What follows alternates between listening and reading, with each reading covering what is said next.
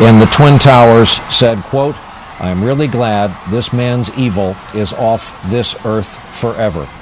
Tonight, President George W. Bush has given a statement that says justice will come. He says he congratulated the president and U.S. Armed Forces, indicating his great and deep satisfaction with the outcome of this tonight. For those just joining us, Osama bin Laden has been killed by order of President Obama in Pakistan. As a result of a brief firefight, his body was retrieved on the battlefield. The president noted all those who lost loved ones in the 9/11 attacks in addressing the nation a few minutes ago. Richard Engel is our chief foreign correspondent. Richard, let's continue a point you made right before the president's remarks.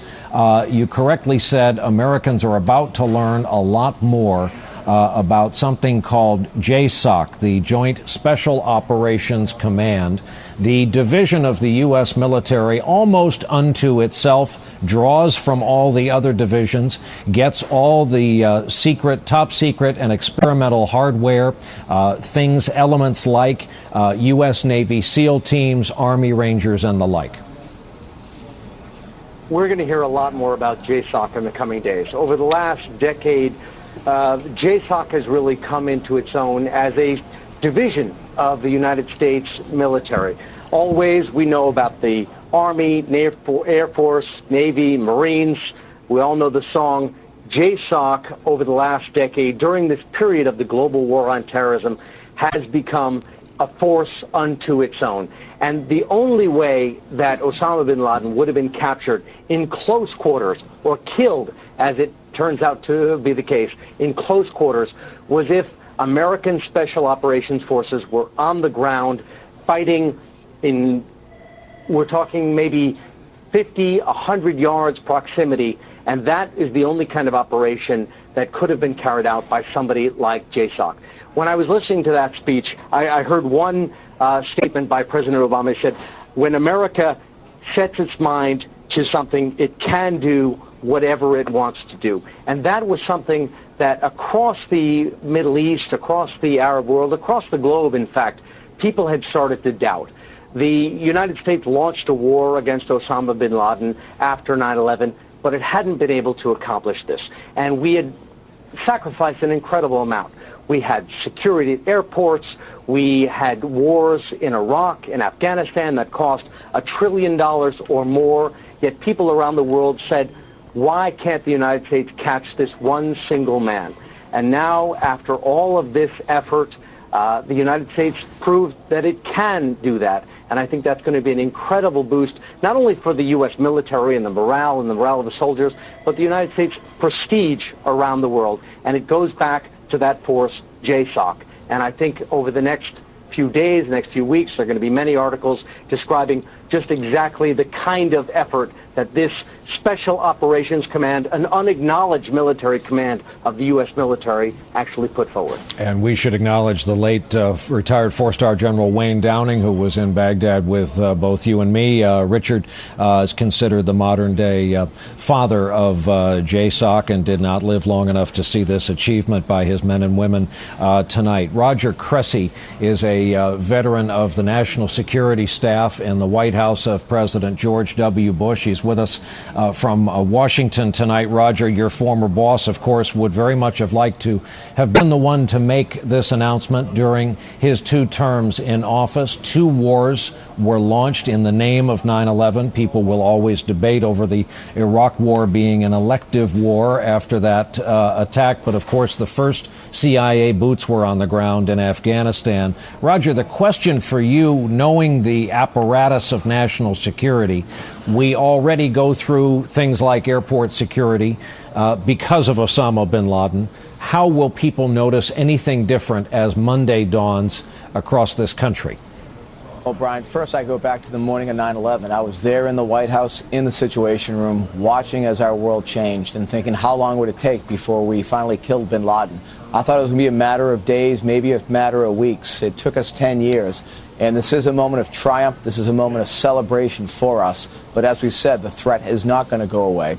I think for most Americans, they're going to see a heightened level of security, particularly in places like New York. Department of Homeland Security is going to push out a series of advisories and alerts. Federal, state, and local authorities will take whatever actionable intelligence they have and work on that. But I do not see an imminent specific threat that we'll see here inside the United States. You may see higher security in transportation hubs like airports, as you mentioned, but really the action in terms of threats is going to be focused primarily overseas, because as the president said, the threat is not going to go away even with the death of this mass murderer.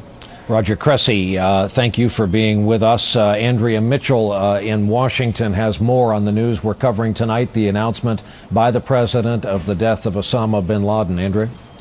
Well, one of the things that we're going to be hearing, of course, is the reactions. Brian, you mentioned one reaction from someone who lost someone at the World Trade Center. Another woman who lost her father at the World Trade Center emailed one of our producers here at NBC and MSNBC, and she said, "I'm in tears. It's not natural to celebrate the death of someone, but somehow it feels natural tonight." And we can understand that reaction, and you saw the celebration outside the White House. This is so important, operationally and symbolically, psychologically, and emotionally, and politically, of course, but emotionally to the American people, to all of us who went through 9/11, and to most primarily those who suffered losses in 9/11. We can only imagine what is going through their hearts and minds tonight. From what the president said, we think that what he said, and I have to get back to it, is that Osama bin Laden was killed in Obama, which is, I understand it, in the Hazara region, and that's about 150 kilometers, I should say, north of Islamabad. It's about 200 kilometers east of Peshawar. Brian? Andrea Mitchell in Washington, and with us on the phone, a guy who has watched this story progress from one of the worst days in American history to tonight. Tom Brokaw. Tom, I'm curious as to your thinking going back through the scope of the past 10 years tonight. Well, I think that this is again going to open up the possibilities of a new world for us. The problem is we don't know what that new world is likely to deliver. I'm going to be very curious to know what the reaction of the Pakistanis on the ground will be. And I'm not talking about at the governmental level. We've known for some time that there are more than a few sympathizers within that country with al-Qaeda generally and with Osama bin Laden specifically. And there has been a good deal of unhappiness on the part of very senior Pakistan people with drone attacks on the border. The Wall Street Journal reporting just last week that Pakistani officials told Karzai in Afghanistan he ought to separate himself from us. So I think we have to be a little cautious about what the impact of this will be in that very volatile region. It goes without saying, of course, that the capture and the killing of Osama bin Laden is an enormous, important victory for this country, and to have this special operation go as well as it apparently did, deep into Pakistan, a firefight in which there were no casualties at all on the part of the American team, and they took custody of the body, is a great military victory. But as we have been witness again and again in that part of the world, we just never know what any development may give birth to. And I think that we have to approach all of this with some caution in the coming days. Great caution is the watchword indeed tonight. Tom Brokaw looking back at the scope of what we've learned these 10 years and some of the overseas ramifications. Of course, it's the domestic ramifications concerning security, visible and non, that are just some of them unknowable tonight as this news is still fresh.